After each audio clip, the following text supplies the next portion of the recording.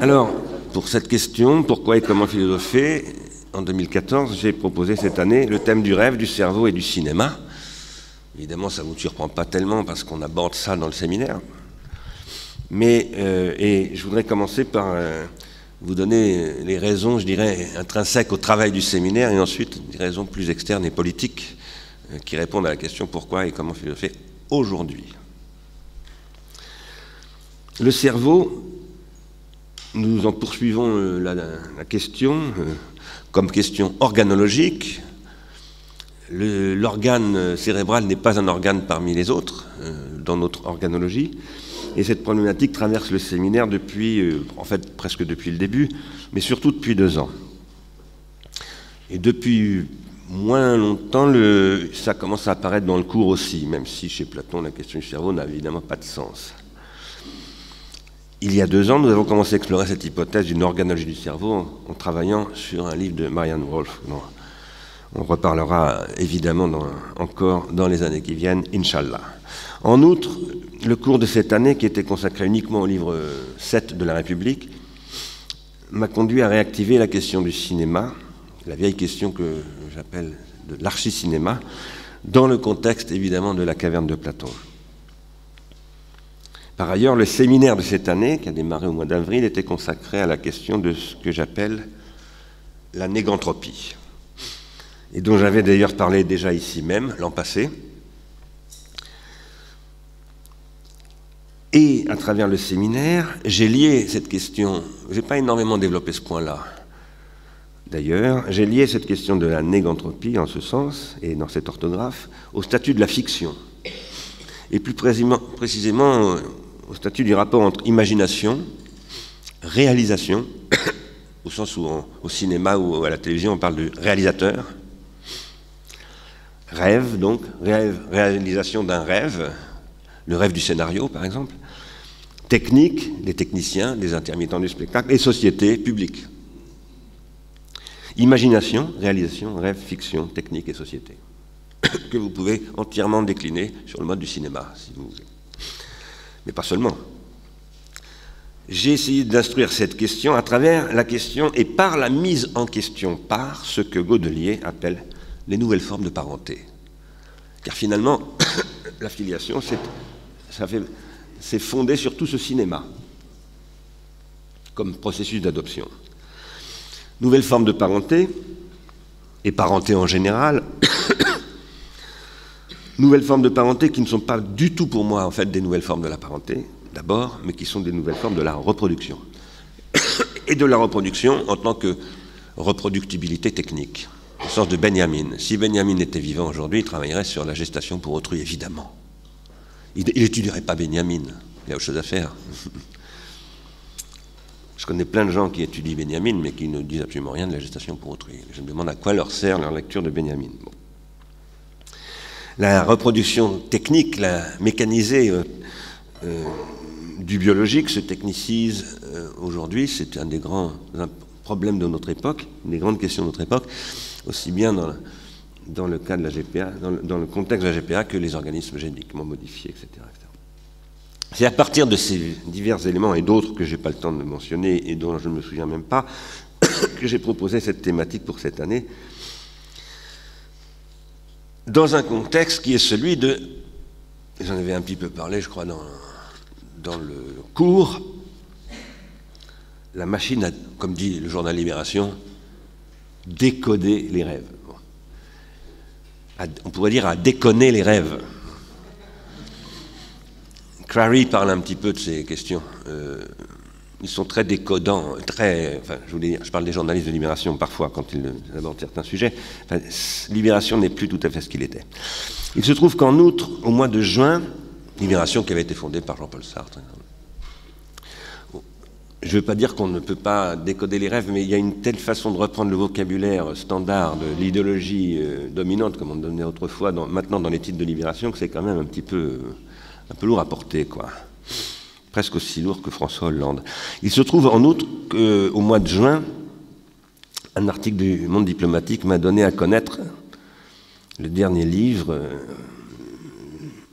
de Jonathan Crary, Le capitalisme à l'assaut du sommeil, qui parle donc, par exemple, de cette machine à décoder les rêves, entre guillemets. Et j'ai lu ce livre depuis, cet été, là, au mois de juillet, et ça m'a conforté dans l'optique que j'avais proposée ici, évidemment, en y apportant toute une dimension nouvelle, très intéressante, que je n'aborderai pas, mais qu'on abordera peut-être dans la discussion. Juste pour dire 3 mots sur ce livre, qui est un élément de discussion et de contexte extrêmement important. J'espère faire venir Crary l'année prochaine, pas forcément ici à Épineuil peut-être, mais en tout cas à Paris, et que nous puissions avoir une vraie discussion. Crary, d'ailleurs on avait, avec Igor ici présent qui est intervenu, déjà l'intention de l'inviter, mais on va peut-être le faire dans le cadre de ce séminaire de l'IRI. Jonathan Crary décrit une sorte de cauchemar qui avait été anticipé par Kubrick d'une certaine manière. Et ce cauchemar, c'est aussi une question. Ce cauchemar est un rêve que fait Crary à partir de ce cauchemar qui est notre réalité contemporaine. Alors, jusqu'à un certain point, mais c'est par exemple dans ce contexte que je dis un peu cauchemardesque que Valérie Cordy peut terminer au pistolet mitrailleur. Et je vais reparler de Valérie tout à l'heure. C'est aussi ce dont parle tout cela, un autre article qui m'a été envoyé par quelqu'un qui est ici d'ailleurs, je crois, mais j'arrive plus à me souvenir de son nom, qui nous a envoyé à nous tous, là, la liste pharmacon.fr, un lien sur cet article du New York Times de Lawettin, que je vous recommande vraiment de lire, c'est extrêmement intéressant, vraiment extrêmement intéressant, et il faut creuser un petit peu qui est ce monsieur, et j'en parlais avec Hélène Mialet hier, je pense qu'il faudrait essayer de le contacter aussi. Crary termine son livre par un rêve, la fin du capitalisme. Est-ce que c'est la bonne question, rêver de la fin du capitalisme? C'est sûrement un beau rêve. Mais est-ce que la réalisation du rêve passe par ce rêve d'abord? Bon, ça c'est une question. Quoi qu'il en soit, si nous voulons pouvoir réaliser le rêve que beaucoup d'entre nous font, hein, les 99% dont parlaient les gens de Wall Street, peut-être, quoique c'est pas si sûr que ça, parce que dans ce mouvement, il y avait des capitalistes, hein, dans le mouvement de Wall Street, qui se déclaraient comme tels en tout cas. Bon. Vous vous souvenez que Occupy Wall Street, c'était notre sujet l'année dernière ici, notamment. Enfin, bref, si on voulait réaliser un rêve qui ressemble au rêve de Jonathan Crary, il faudrait commencer, et ça, tout reste à faire, par faire une organologie du rêve capitaliste. C'est ça, le rêve capitaliste. L'usine à rêve, c'est la force du capitalisme, mais c'est pas seulement Hollywood. Cela étant, se pose une question aujourd'hui, et c'est ça qui est intéressant dans le livre de Crary notamment, il y a beaucoup d'autres choses, qui est de se demander que pourrait devenir le capitalisme. Et je crois que c'était ce qui était la question que nous a présentée Pierre-Yves hier après-midi d'ailleurs. Que pourrait devenir le capitalisme s'il ne fonctionnait plus sur la base de son organologie du rêve, de ses organologies du rêve, de ces organes ou machines à faire rêver, qui ont fait la puissance pas seulement du capitalisme, hein, mais de ce qui est à l'origine du capitalisme et qui s'appelle le christianisme. Le christianisme qui présentait souvent, à partir de Grégoire peut-être, les rêves du christianisme sous forme de cauchemar, c'est-à-dire sous la forme de l'enfer. Ça c'est Grunewald, et ça se trouve à Essenheim, cette peinture. C'est en repartant de cette question qui est au cœur de ce que nous enseigne Jean-Luc Godard par son cinéma, et en particulier par le film Le Mépris, qui est pour moi un chef-d'œuvre absolu, et que Caroline a relu le roman initial de Le Mépris, et elle m'en a cité, j'ai pas eu le temps de le relire, je voulais le faire moi-même, j'ai pas eu le temps, de, comment s'appelle-t-il, Moravia, et c'est vraiment intéressant, il y a certains passages qui méritent d'être relus après avoir vu le film aussi, quoi, hein. Pour voir aussi comment Godard travaille avec le rêve de Moravia, voilà. et comment le rêve de Moravia devient celui de Godard, etc. Quoi qu'il en soit, donc, c'est en repartant de cette question de ce que Godard nous enseigne, et qui est, vous le savez bien, j'en ai déjà parlé ici et ailleurs, une histoire organologique du désir, que Godard fait en citant André Bazin, et vous le savez, je l'ai déjà dit, en fait, ce n'est pas André Bazin qu'il cite, mais peu importe, il croit citer André Bazin. C'est ainsi que je me suis tourné vers la question du rôle du rêve dans la genèse de la technique, mais aussi du rôle de la technique, c'est-à-dire des rétentions tertiaires, dans la genèse du rêve et dans les conditions du rêve. Je parle là du rêve noétique. Je ne parle pas du sommeil paradoxal des animaux dont on parlait hier ou avant-hier avec Michel Le Carpentier, mais je parle bien du rêve noétique, c'est-à-dire hanté de fétiches, de traces, d'organes artificiels. J'ai visité cela il y a déjà un petit moment dans une conférence que j'avais donnée il y a 1 an ou 2, je ne sais plus très bien exactement, en passant par des analyses de Jean-Louis Comolli, c'est pour ça d'ailleurs que je l'avais invité, mais il n'a pas pu venir, dont je vous reparle très très vite aujourd'hui, des analyses qui relèvent d'un texte qu'il avait publié dans les années 70, je crois, dans les cahiers du cinéma, qui avait pour titre Technique et idéologie, et où il citait des propos de André Bazin, qui lui-même paraphrasait l'historien du cinéma, marxiste, c'est très important de le souligner, Georges Sadoul. Enfin, je vais vous le lire rapidement. Le cinéma est un phénomène, dit Sadoul, cité par Bazin, cité par Godard, cité par moi. Le cinéma est un phénomène idéaliste, écrit Georges Sadoul, qui est un marxiste de stricte obédience. L'idée que les hommes s'en sont faits existait, j'arrive pas à lire, toute armée dans leur cerveau, comme au ciel platonicien, et ce qui nous frappe est bien plutôt la résistance tenace de la matière à l'idée que les suggestions de la technique à l'imagination du chercheur. Alors ça, c'est très très intéressant de voir un marxiste poser que l'idée précède la technique. Ça prouve que le marxisme a vraiment rien compris à Marx. Vraiment rien du tout. Et Bazin, dans son commentaire de Sadoul, conclut en disant ceci. On rendrait bien mal compte de la découverte du cinéma en partant des découvertes techniques qui l'ont permise. Alors Bazin, lui, c'était pas un marxiste, mais il reprend à son compte ce résultat de l'analyse marxiste du cinéma. Ce que ne voit pas Bazin, ni Sadoul encore moins, c'est la question du processus de grammatisation qui supporte tout cela et qui supporte d'une façon plus générale les rêves qui engendrent eux-mêmes la technique qui en retour engendre des rêves. C'est un circuit, c'est une boucle, j'appelle ça la boucle noétique. Tout ça, Serge Danet le voyait. Et dans son dialogue avec Gilles Deleuze, c'est en arrière-plan. C'est ce qu'il appelle la question du supplément.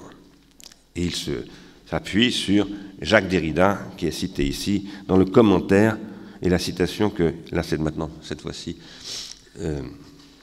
Jean-Louis Comolli qui cite Serge Danet.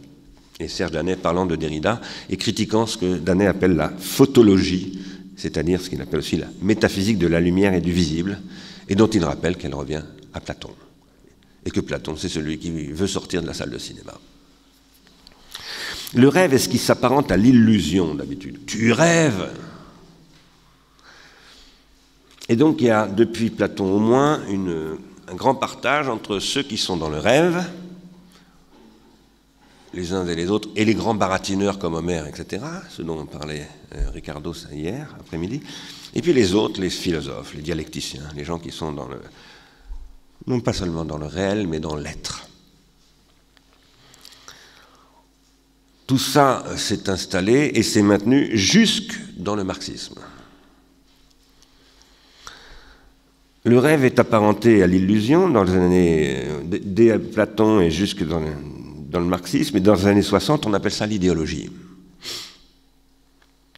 L'idéologie, c'est ce que Marx essaie de critiquer comme une organisation systématique, qui est... Enfin, plutôt, non, systématique, c'est pas bien de le dire comme ça. Systémique, une sécrétion engendrée, bien sûr, par la philosophie et en particulier par l'idéalisme, mais fondée sur quelque chose de beaucoup plus important, de ce que j'appellerais une illusion atranscendantale. Puisque vous vous souvenez qu'au début de l'idéologie allemande, Marx et Engels disent le problème c'est qu'on vit dans la technique, mais la technique renverse, comme l'image est renversée sur la rétine, se renverse et se fait passer pour ce qu'elle n'est pas, à savoir des idées. Et elle donne l'impression que les idées précèdent la technique. Marx et Engels disent ça dans l'idéologie allemande. Et c'est une incroyable déconstruction de la métaphysique. C'est pas pour rien d'ailleurs que Heidegger a dit le premier à vraiment commencer le travail de Labau, c'est Marx. Parce qu'Heidegger n'avait quand même pas que du mépris pour Marx, et même non seulement il n'avait pas que du mépris, mais il ne méprisait absolument pas Marx. Ça ne veut pas dire qu'il l'ait bien lu, mais voilà. J'avais besoin de rappeler un peu tout ça, c'est l'arrière-plan de choses que j'ai déjà dites ici et là, mais je voulais resituer tout cela parce que nous parlons de philosophie politique ici aujourd'hui. Et maintenant nous allons passer plus dans les couches profondes et que je n'avais encore jamais abordées en tant que telles. Pour explorer tout cela, il faudrait passer par Simondon et en particulier par la question du cycle des images. Je ne le ferai pas, on n'en a pas le temps. Je l'ai un petit peu fait d'ailleurs l'année dernière au colloque Simondon à Cerisy-la-Salle, mais on va sûrement y revenir dans les prochains mois. Peut-être même qu'on en parlera cet après-midi avec Jean-Hugues et avec Youk. Quoi qu'il en soit, finalement, tout à fait à la fin du séminaire, j'ai proposé d'investiguer ces questions, en passant par Godelier d'ailleurs, mais en approfondissant la question dont il parle à peine dans son premier ou deuxième chapitre, du dreaming, c'est-à-dire de cette activité du rêve à la fois nocturne et diurne chez les Australiens qui donne lieu à des projections plastiques comme celle-ci, puisque le dreaming engendre ce que nous appelons des œuvres d'art, mais chez les Australiens ce ne sont pas des œuvres d'art. C'est le monde, c'est l'ouverture du monde même. C'est la production de traces qui relève peut-être de ce que Godelier, comme j'en parlais avant-hier, dit ne pas pouvoir faire l'objet d'échanges. Ne pas pouvoir être inscrit, par exemple, sur le circuit d'un marché. Des dons qui ne demanderaient pas de contre-dons. C'est le temps du rêve, donc, qui n'est pas traité à proprement parler comme dreaming, d'ailleurs, par Godelier, mais que nous avons donc croisé chez lui à travers son étude des barouillas. J'ai appris par Barbara Glosewski, dont on verra tout à l'heure ce qu'elle dit tout cela trop rapidement, que Godelier s'est inspiré de quelqu'un dont je vais vous parler dans un instant, qu'il ne cite absolument jamais. Donc il ne cite pas André Leroi-Gourhan, mais il ne cite pas non plus une doctorante qui lui a parlé de tout ça, qui l'a formée, et donc étrangement il a oublié que c'était elle qui avait rêvé du dreaming en anthropologie, et pas lui. Bon, ça vous donne un petit peu l'état de la moralité généralisée des universitaires français. Le dreaming avec projection rupestre, parce que c'est ça qui se passe en réalité, je crois, dans ce dont nous parle Marc Azéma, comme étant l'origine du processus d'extériorisation des rêves visibles en tant que tels. C'est de ça dont je parle, Marc Azéma décrivant la caverne de Platon comme étant en fait une caverne de production de rêves, un atelier, on peut même dire, de production de rêves, qui se concrétise et qui produisent des artefacts. C'est ce qui appellerait donc une généalogie du pouvoir noétique de rêver. Et c'est ça qu'il faudrait poser aux dreamologues qui étudient le cerveau aujourd'hui en disant oui, il y a plusieurs types de dreaming. Et puis le dreaming tel que nous en parlons là, ce n'est pas forcément simplement ce qui se passe dans le cerveau. C'est ce qui se passe, qui sort du cerveau et qui y revient. Quoique, donc, ce pouvoir noétique de rêver, qui commence peut-être par la cosmogonie, au sens où nous en parlions avec Ricardo, cosmogenèse, la cosmogénéalogie, dans la question que tu m'avais posée. C'est ce qui nous mène depuis les aborigènes australiens, les barouillas et autres, à finalement l'industrie du rêve. À la machine à analyser les rêves dont je vous parlais tout à l'heure, qui est d'ailleurs, c'est très très important de le signaler, ça, fondamental, contemporaine de la machine à fabriquer des bébés. Au moment où j'analyse automatiquement, je décode entre guillemets les rêves, je fabrique une industrie des bébés, celle qui se trafique entre Thaïlande et Australie par exemple. La réalisation des rêves modernes est devenue c'est ça qui m'intéresse, hein, c'est le rêve en tant qu'il se réalise et se déréalise, est devenu une nouvelle dimension et une nouvelle époque de la biosphère désormais. Au XXIe siècle, au début du XXe siècle, on a posé cette question de l'anthropocène comme cela. Enfin, on ne l'a pas posée comme cela, mais c'est en fait comme cela que je la réinterprète. La réalisation du rêve de la modernité, c'est ce qui conduit à ce qu'on appelle aujourd'hui l'anthropocène. Et l'anthropocène est une sorte de nouvelle époque de la biosphère. Je ne dis pas de l'univers, ni même du système solaire, quoique, on en a parlé dans des discussions, vous le savez bien, j'en ai moi-même parlé dans mon premier livre, je crois, ou dans le deuxième.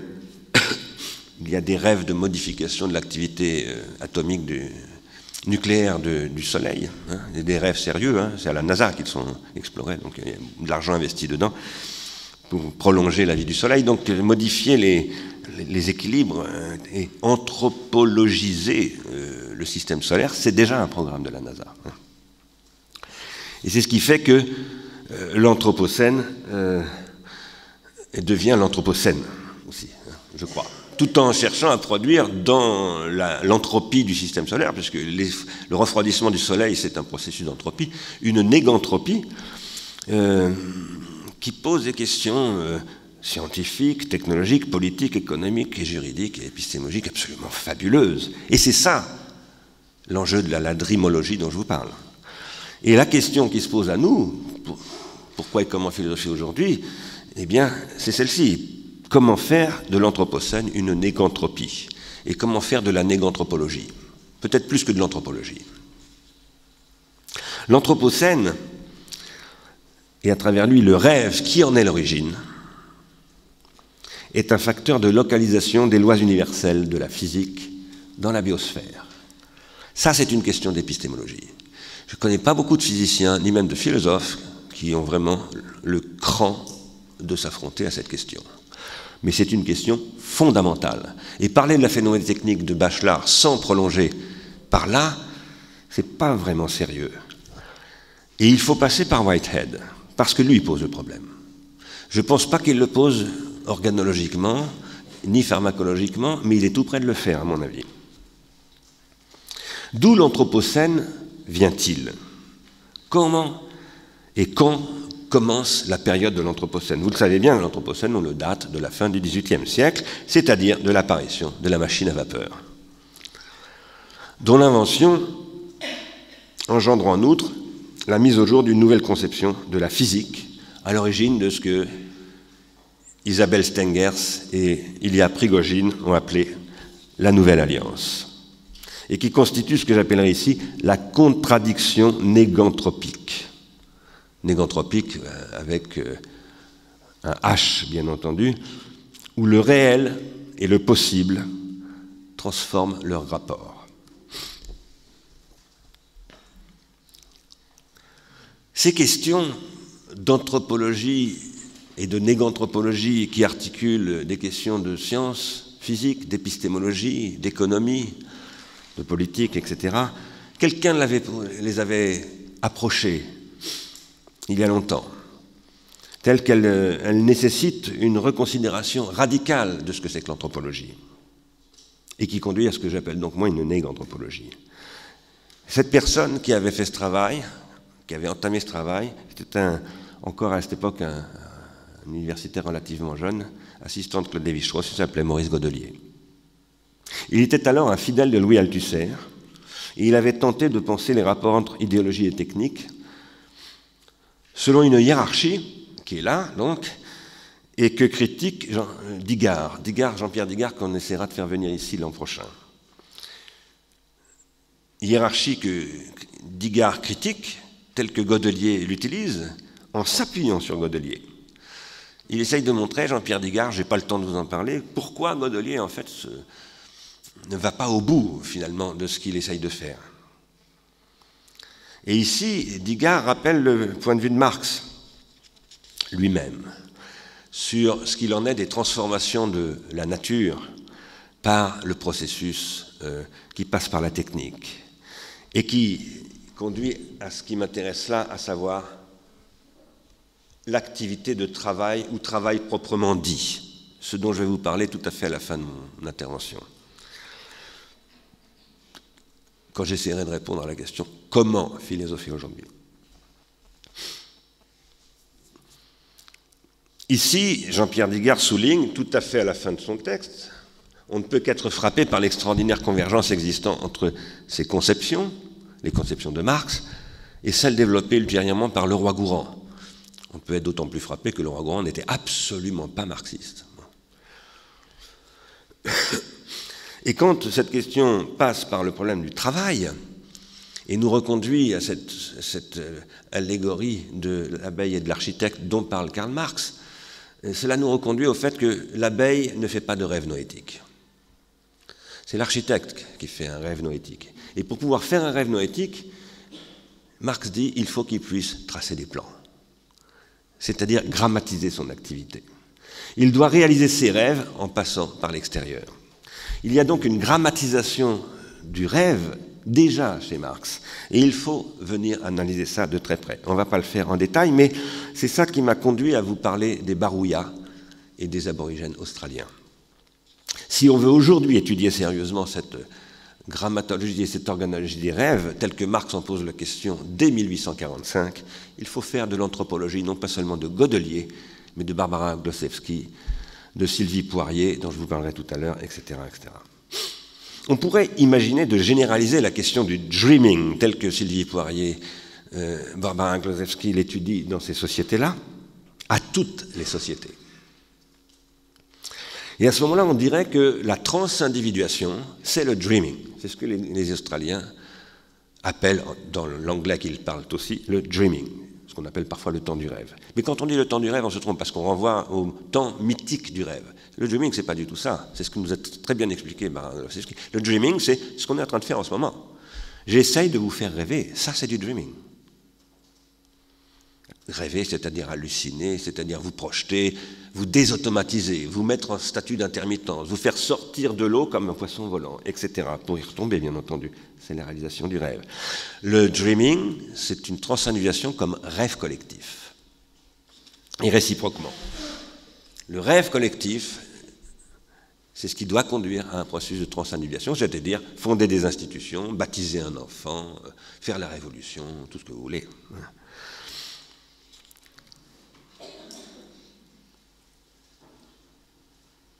Il y a dans le dreaming un processus de ce que j'appellerais la qualification de différentes couches du rêve, car le rêve est stratifié. Et ces couches du rêve changent à travers les époques du rêve. Étant entendu que dans le rêve et les époques du rêve, les rétentions tertiaires sont un facteur absolument capital dans le processus de requalification. Je dis un petit mot de stiglérologie, si vous me permettez. Ça ne m'arrive pas très souvent, c'est la première fois que je fais ça, mais je me permets de le faire. Voilà. Bon, puisque assumons les choses, je joue un peu le rôle du chaman. Donc, là, aujourd'hui, ce matin, j'ai toujours dit, les rétentions secondaires ont toujours été d'abord des rétentions primaires, c'est-à-dire des produits de la perception. D'accord ? J'avais tort. Il y a des rétentions secondaires qui viennent des rêves, qui ne sont pas des produits de la perception. Et ça, c'est fondamental. Je me suis planté. Ça fait 30 ans que je raconte cette connerie. Donc, c'est très important. L'Académie d'été 2014, c'est changement de régime. Voilà. On abandonne la stiglérologie. Alors, je vais vous donner quelques exemples de dreaming occidental. Ça, par exemple, c'est l'école laïque, telle que Jules Ferry la conçoit, en vue de faire rêver ces jeunes Africains à partir du temps du rêve occidental. Ça, c'est de la dreamologie. C'est de la transindividuation qui fonctionne par un processus fictionnel, nos ancêtres les Gaulois, etc. J'ai expérimenté sur moi-même, puisque j'ai rabâché ça toute mon enfance. Mes ancêtres, comme je l'ai souvent dit, n'étaient pas du tout Gaulois, c'était plutôt des Visigoths ou des Ostrogoths ou des je sais pas quoi, des Germains, voilà. Et en fait, c'est la base du processus d'adoption, ce dont je vous parle là. Je ne dis pas ça du tout pour ironiser sur Jules Ferry. La base du processus d'adoption, c'est de transformer les rêves en réalisations qui sont institutionnelles et autres. Et ce n'est pas seulement Jules Ferry ou Hollywood qui procède ainsi. C'est aussi le christianisme qui ne présente pas que des cauchemars, mais aussi des magnifiques images, vraiment de rêve. Ça fait rêver. Et ça passe par Léonard da Vinci, c'est-à-dire par la Toscane, c'est-à-dire par toute une origine qu'il faudrait revisiter en regardant, d'ailleurs, en revoyant, en réanalysant vraiment sérieusement une autre époque du christianisme, qui est celle de Pasolini, qui est une époque du christianisme, Pasolini, bien entendu. Et ce film-là, vous le savez bien, il montre, au début, mais je n'ai pas réussi à retrouver les images, Marie enceinte. Et je l'ai déjà dit, il montre Marie qui est quittée par celui dont elle était la promise, à savoir Joseph. Bon, qui revient finalement. Toute cette histoire extraordinaire qui est le rêve chrétien, le rêve de ce qu'on appelle aussi la vie de Jésus, eh bien, c'est ce qui va essaimer à travers une drymologie bien spéciale qui est celle d'Ignace de Loyola, et qui va, par exemple, ici, par exemple en Équateur, à Quito, comme vous le voyez, là où nous allons, Ars Industrialis bientôt, et où j'étais l'an passé, installer une mission, les missions jésuites, qui vont faire rêver le monde de Jésus. En Amérique latine, en Chine, partout. Au Japon, ça n'a pas vraiment marché, mais ça a eu un effet par contre très très important, puisque c'est à l'origine du Japon que nous connaissons, par exemple, tel que nous allons le rencontrer tout à l'heure à travers Hidetaka Ishida. Et bien entendu, vous le savez, ça c'est une platitude, mais il faut quand même le dire, le cinéma hollywoodien est une industrie du rêve. Et donc cette drymologie chrétienne va se transformer en une industrie d'un nouveau capitalisme, qui est le capitalisme que j'appelle parfois le consumérisme, qui est the American Way of Life. Ce serait donc le stade consumériste de cette fictionnalisation de la vie, qui n'est pas le contraire de la vérité, la fictionnalisation de la vie. Pas du tout. C'est sa condition de possibilité. Pour qu'il puisse y avoir de la vérité, il faut fictionner la vie. C'est ça qu'on appelle la vie technique depuis Canguilhem ou la vie noétique depuis plus longtemps. La possibilisation de la vérité, c'est la fiction. Je n'ai pas dit le mensonge. C'est Platon qui dit fiction veut dire mensonge. Et ça, c'est tout à fait le premier à le dire. Avant Platon, ça ne veut rien dire un tel énoncé. Absolument rien, y compris pour Socrate. La question qu'il faudrait aujourd'hui poser et le rêve qu'il faudrait réaliser, parce que c'est ça qui m'intéresse moi, c'est les questions qui nous font rêver et qui nous rendent capables de réaliser ces rêves. Et je crois que c'est ça la philosophie. Cette question devrait organiser l'ensemble du processus, et le rêve à réaliser, ça devrait conduire à organiser l'ensemble du processus rétentionnel, des dispositifs rétentionnels, de l'intériorisation et de l'extériorisation des rétentions en vue de produire une valeur d'un genre nouveau. Ce que j'appelle la valeur pratique, avec Franck Cormeret, qui lui appelle ça plutôt la valeur sociétale. C'est d'ailleurs pas exactement la même chose, mais les deux sont très étroitement liés. Et ça supposerait de refinaliser de fond en comble tous les dispositifs rétentionnels existants. Ce que j'appelle les dispositifs rétentionnels, c'est l'Assemblée nationale, les Archives nationales de France, l'Université française, toutes ces choses-là, tout ce qu'on appelle les institutions de la République, l'école, etc. Il faudrait refinaliser tout ça de fond en comble, non pas pour le détruire, parce qu'on ne peut pas se passer de dispositifs rétentionnels, mais pour opérer, appelons ça comme ça, vous voyez, avec une très grande modestie, la transvaluation de toutes les valeurs. Il faudrait revisiter toutes les formes de savoir, tous les circuits de transannulation, parce qu'un savoir, c'est un circuit de transannulation, donc un effet de la drymologie. Il faudrait revisiter tout cela en étudiant les processus de solidarité organique qu'ils produisent, mais aussi les processus d'anomie qu'ils peuvent produire. La solidarité organique produite par les divisions du travail, par exemple, telle que Durkheim l'a décrit, c'est une construction de solidarité par la réalisation d'un rêve. Ça, c'est ce que Durkheim ne voit pas, par contre. Durkheim ne pose pas la question de la technique dans la division du travail. C'est incroyable, mais c'est comme ça. En revanche, ce qu'il voit, c'est que la réalisation de la division du travail peut produire ce qu'il appelle de l'anomie, c'est-à-dire du cauchemar. Et donc, il faudrait relire tout Durkheim et toute l'anthropologie naissante, parce que Durkheim, c'est le fondateur de l'anthropologie. quasiment, sous cet angle, appelons-le, onirologique et organologique. Tout ça nécessite une réorganisation organologique extrêmement profonde.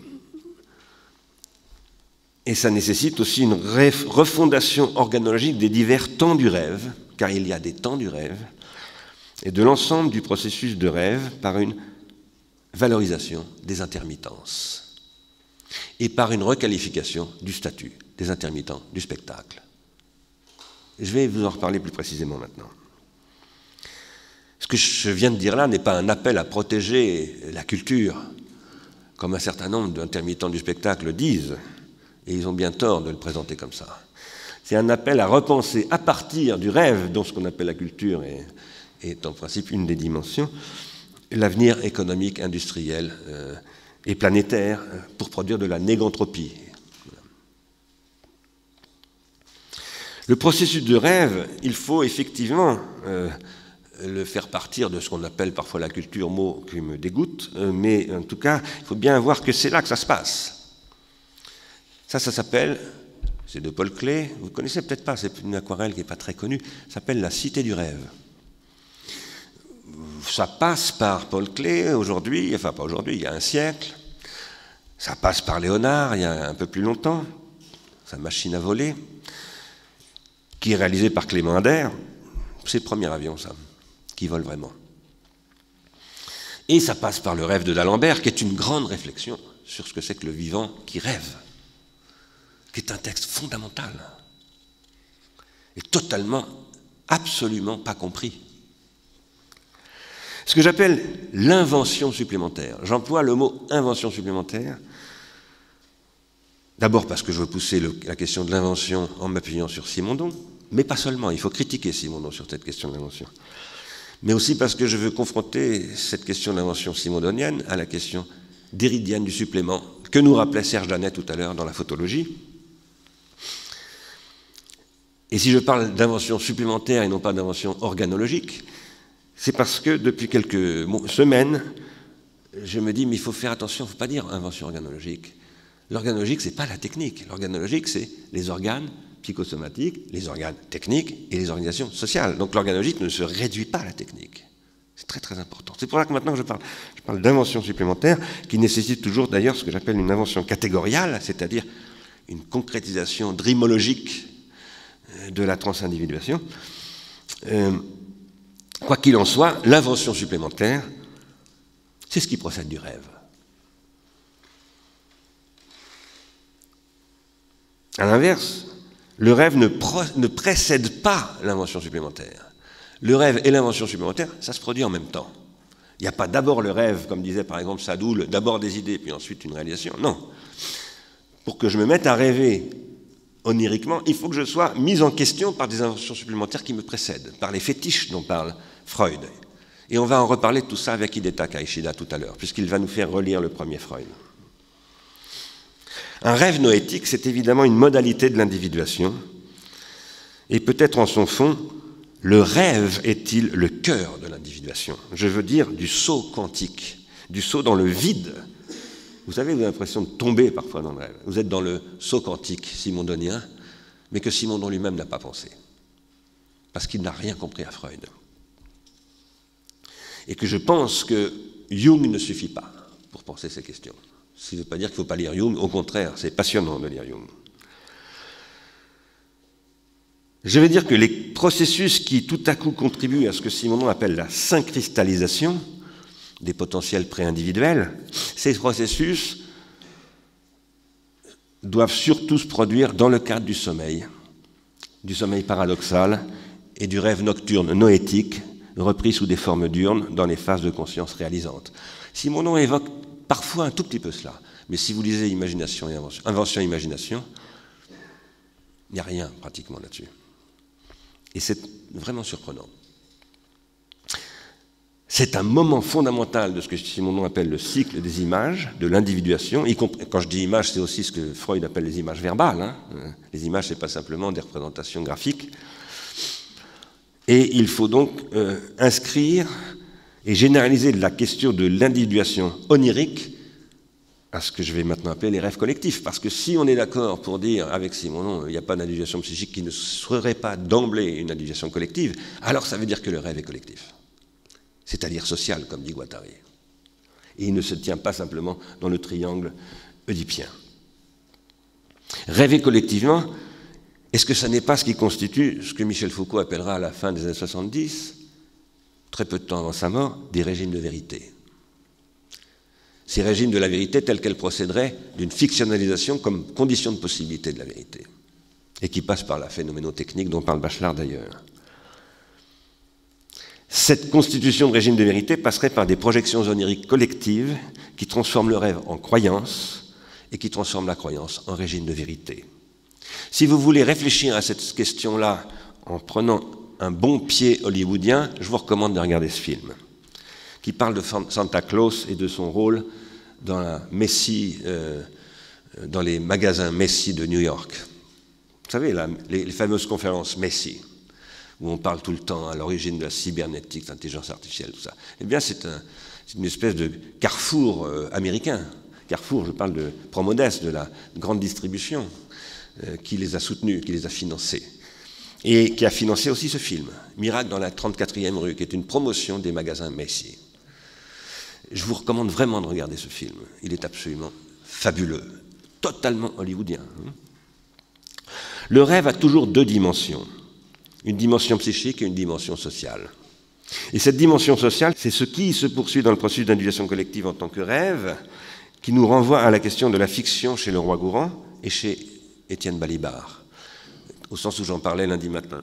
Chez le Roi-Gourhan, s'il n'y avait pas un rêve de Chine à venir unifiée, les tribus chinoises à l'origine de la Chine impériale ne pourraient pas s'unifier. Et donc, il faut une fictionnalisation sur l'origine. Nous avons une origine commune qui, en fait, n'a jamais été une origine commune, pour pouvoir produire un futur, un désir d'avenir. Comme disait Ségolène Royal, la grande penseuse politique de la néganthropologie. Balibar a repris ça avec Wallerstein dans ce livre qu'il consacre à l'ethnique, à la question des nations et des races, dans ce livre donc, où il parle de l'ethnicité fictive, où ils disent la fiction est la condition de possibilité du collectif. Donc Balibar a fait un pas bien au-delà, mais après, je ne suis pas sûr je crois qu'il s'est là arrêté à partir de là. Bon. Rêver, ce serait rêver en plusieurs temps. Premièrement, au point de départ, il y aurait le temps de l'état de choc, dont parlait Paolo hier en référant au choc, par exemple, cinématographique de Deleuze. En tant que rêve qui produit les inventions techniques à proprement parler et qui crée un choc en se socialisant. Le choc, par exemple, de la machine à vapeur ou de l'avion de Clément Ader, mais qui est un rêve qui se transmet entre rêveurs pendant longtemps quand même. Hein. Avant d'en arriver à l'avion de Clément Ader, il faut d'innombrables rêves d'avion. Bon. Et ça, c'est la couche que j'appellerais matériologique et technologique à proprement parler du rêve. La couche artefactuelle et rétentionnelle au sens de la rétention tertiaire. C'est la couche de l'invention supplémentaire. Ensuite, il y a la couche des rêves collectifs qui conduisent à la socialisation des inventions. On appelle ça l'innovation dans la théorie de Bertrand Gilles, dans l'histoire des techniques selon Bertrand Gilles. Ces rêves ne sont plus les rêves des inventeurs, ce sont les rêves des entrepreneurs. Je parle là du capitalisme industriel du 19e et du 20e siècle. Ce sont eux qui transforment une invention en une innovation. C'est-à-dire qu'ils font rêver les autres avec une invention. C'est ce que dit Bertrand Gilles et c'est ce qui conduit au consommateur, au consumérisme américain qui passe par ce film, mais aussi par Zazie qui veut son gin et son coca. Roman des années 1950. Déjà, Zazie dit « Je veux, à son oncle, Gabriel, je veux mon gin et mon coca. » Elle est venue à Paris pour ça. Hein. Donc, si vous n'avez pas lu Zazie dans le métro, faites-le, c'est un livre magnifique. Les rêves se fabriquent collectivement, par exemple comme fantasme consumériste. Le marketing est une dreamologie. Si on n'étudie pas le marketing de ce point de vue-là, on ne comprend strictement rien à ce que c'est que le marketing. Tout cela, c'est de l'état de fait onirique. La question étant d'ailleurs de transformer l'état de fait onirique en un état de droit onirique. Le droit, c'est un rêve. C'est ce que j'appelle un rêve rationnel. C'est ça le droit. Tout cela, c'est aussi ce dont parle Marx, évidemment, au titre de ce qu'il appelle le fétichisme de la marchandise. On a parlé du fétichisme de la marchandise, oh là là, tout le monde parle du fétichisme de la marchandise.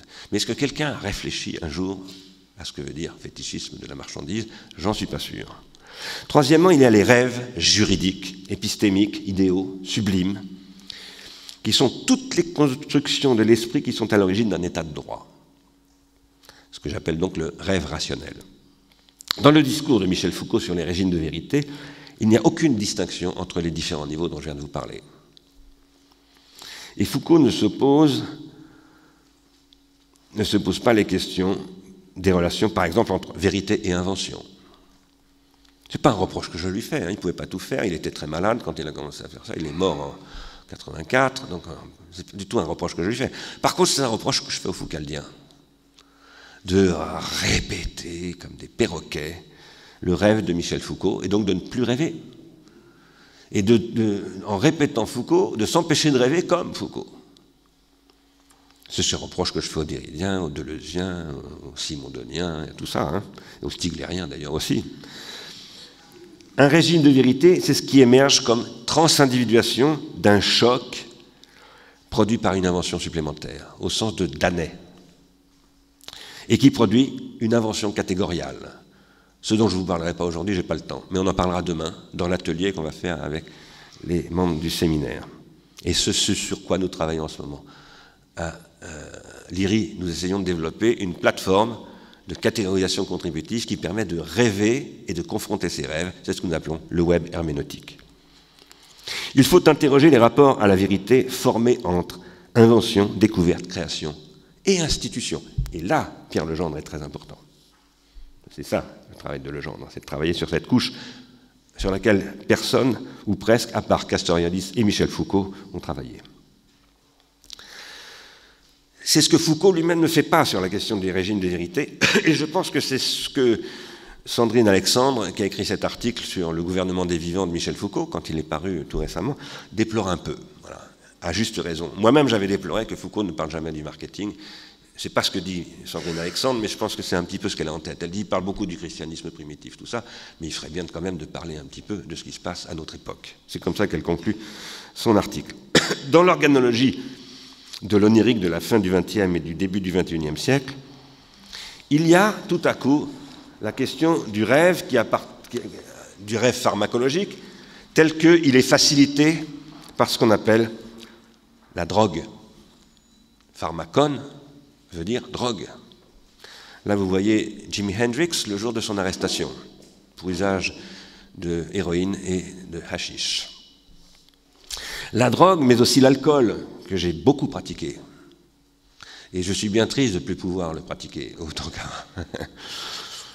Et tous les expédients, en tant que facilitation par l'accès à ce que Baudelaire appelait les paradis artificiels de l'activité drimologique, qui a été cultivée, cette pratique pharmacologique-là, dans les années 60, beaucoup d'ailleurs en relation avec l'héroïne qui était consommée pendant la guerre du Vietnam par les soldats américains, hein, parce que c'est aussi ça, Hendrix, et son rapport à l'héroïne, par tout ce qu'on a appelé la contre-culture, qui renvoie, par exemple, à des espaces de rêve qui étaient cultivés dans de vieilles pratiques chamaniques, par exemple celle des Tarahumaras, dont parle Antonin Artaud, hein, ou encore, j'aurais pu vous parler des Hopis et de notre cher ami Warburg. Warburg, qui parle du serpent, et auquel j'avais invité Georges Lieberman à venir parler ici. Non. Georges Lieberman, non. J'ai pas assez travaillé. Il n'a pas encore assez travaillé. Warburg, qui parle du serpent que je vous ai présenté tout à l'heure, le serpent des Australiens et des Hopis, parce que le serpent relie tout ça. Il y a un bouquin qui est sorti récemment qui fait une histoire du rêve californien, de la contre-culture, c'est-à-dire de l'intermittence, de tous ces agencements dont je vous parle, et qui montre comment le capitalisme américain a récupéré la culture psychédélique. C'est Fred Turner qui a publié un bouquin qui s'appelle, je ne me souviens plus du titre exact, L'origine de la culture numérique, qui montre que c'est à travers le LSD, Steve Jobs le dit, que toute cette conception nouvelle du capitalisme est née en Californie. Tout ça, c'est le même sujet. Depuis les Australiens, dont nous parlera Barbara Wlosewski tout à l'heure, jusqu'à Fred Turner, nous parlant du rôle du LSD dans la conception du logiciel libre, des réseaux dont nous parlait hier Valérie Cordy, enfin qu'elle ne nous en parlait pas justement, mais dans quoi elle nous mettait, cette eau dont nous devrions sortir de temps en temps comme des poissons volants, ça passe par cette histoire dreamologique, cette onirologie organologique, et ça pose un problème que j'explore dans La société automatique, le bouquin que je suis en train d'écrire, qui est la force quasi-causale du capitalisme. Je n'ai pas cessé de dire depuis 2 ans, le sujet vraiment, c'est pour ça qu'il faut lire Deleuze, c'est la quasi-causalité, comment devenir la quasi-cause du pharmacone. Eh bien ça, c'est ce que sait faire le capitalisme.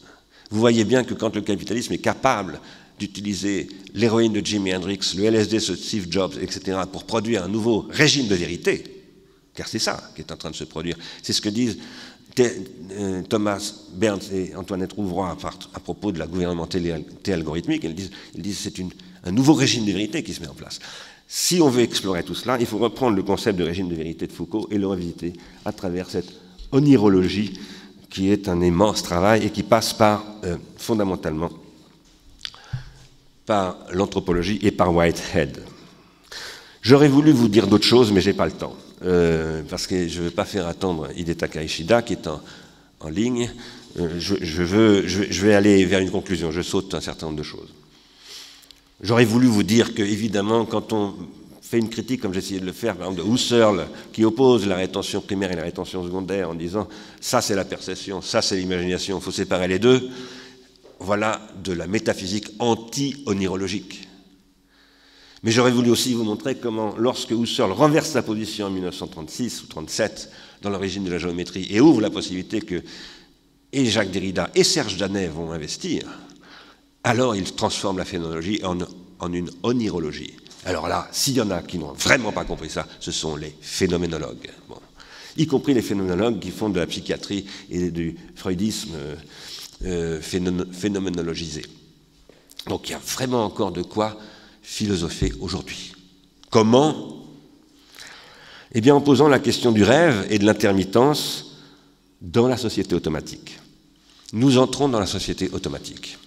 La société automatique, ce que montre Jonathan Crary, c'est ce qui vise à supprimer le temps du rêve, en prenant de vitesse la raison par l'entendement, un entendement totalement automatisé. Cette prise de vitesse, qui est ce que j'appelle dans mon livre une déprise de forme, c'est-à-dire ce qui rend impossible la prise de forme qu'est l'individuation, qui produit donc de l'informe, ce qu'on appelle aussi du cauchemar. C'est le cauchemar capitaliste américain, qui n'est pas seulement américain, bien entendu. Comment vivre dans une société de cauchemar, c'est-à-dire dans une société où on ne rêve plus, car c'est ça le cauchemar. Ça peut conduire soit à ce que décrivait hier Pierre-Yves, hier après-midi, où il n'y en a plus qu'un, il a 800 ans, et il domine tout, mais il est tout seul. Ça reconduit à la solitude dont nous a parlé Ricardo. Ou bien ça conduit à une organologie des automates, qui n'est pas du tout dans le rejet des automates, ce qui est un combat absolument perdu d'avance. Ça, c'est la faiblesse de Grégoire Chamaillou. Sa théorie du drone, c'est un livre vraiment important, extrêmement intéressant, mais qui, là, est très très court, et c'est aussi un peu la faiblesse de Jonathan Crary. La question, c'est comment je mets l'automatisation au service de la désautomatisation, c'est-à-dire au service d'une généralisation du statut des intermittents du spectacle à l'ensemble de l'économie, capitaliste ou pas capitaliste, je m'en fous. Ce n'est pas le problème. Le problème, c'est arrêtons de faire des rêves qui ne se réaliseront jamais. Arrêtons de rêver à la fin du capitalisme. Moi aussi, j'en rêve, hein, mais c'est un rêve très insuffisant. Ça, disons, c'est le rêve du paradis. Je crois que nous avons encore un peu de purgatoire à subir. Donc, et rêvons d'un purgatoire pas trop cauchemardesque, qui nous donne encore un peu de visibilité sur la sortie d'un tunnel paradisiaque, et apprenons à produire des bifurcations. On a un petit peu discuté entre Gérald, Igor, etc., Michel, sur décision, choix. Bon. Derrière tout ça, il y a la question de la bifurcation. Il y a des bifurcations qui sont des décisions, des bifurcations qui sont des choix, il y a des bifurcations qui sont ni des décisions ni des choix. Par exemple, des états de possession dont nous parle la Dreamologie de Sylvie Poirier. Je vais terminer là-dessus. Je vous recommande de lire cela. C'est un article que vous trouverez dans Anthropologie et Société de Sylvie Poirier, qui fait une analyse de la mise en œuvre sociale du rêve à partir donc des aborigènes d'Australie, dont on parlera tout à l'heure avec Barbara Glosewski, et qui termine ici. Je l'ai surligné, mais la couleur n'a pas été bien prise. Elle dit « Il y a des moments du rêve ». Elle parle du rêve comme pratique sociale des Australiens. Ce sont les suivants: les théories locales du rêve, le récit onirique à la fois comme texte à décoder et comme événement narratif, les modes de partage et les processus d'apprentissage du langage onirique, les thématiques oniriques ou encore les classifications implicites et explicites des rêves, ainsi que les grilles locales d'interprétation onirique. Ça décrit exactement ce qui se passe entre le premier temps et le deuxième temps du double redoublement épocal. Merci de votre attention. On va maintenant écouter Hidetaka Ishida.